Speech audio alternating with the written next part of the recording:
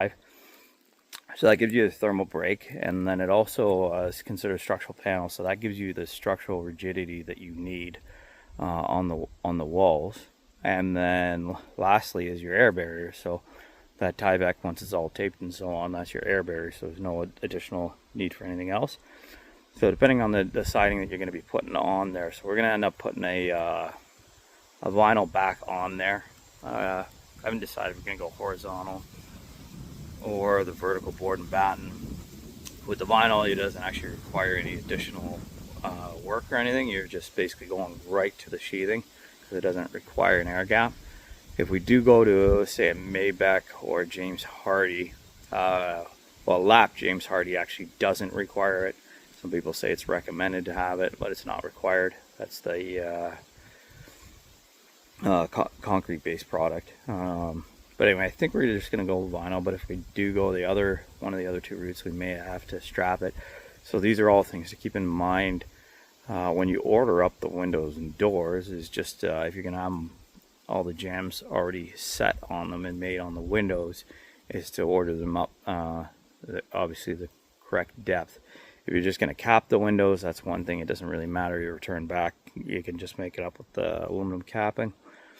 But in our case, we're going to be using a 2 1/8 brick mold, an open back brick mold. So you don't need a J trim for the siding or anything. The sides of that brick mold are open to accept the siding.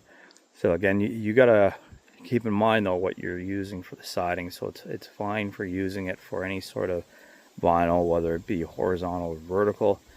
I believe it's like a 1-inch space that's in there, 7/8, so you got enough room to slide your siding in there.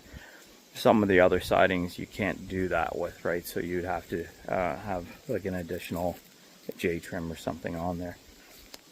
Anyway, that's basically where we're at right now. I'll probably do a quick video on the IsoBrace again, because it's a really nice product.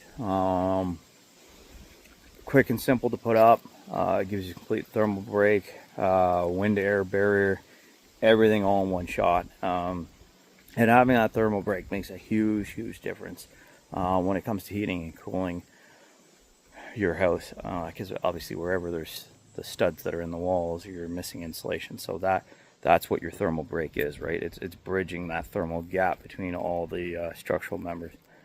Anyway, I'll stop blabbering on and kind of give you more in-depth detail of how that product's installed, what it looks like.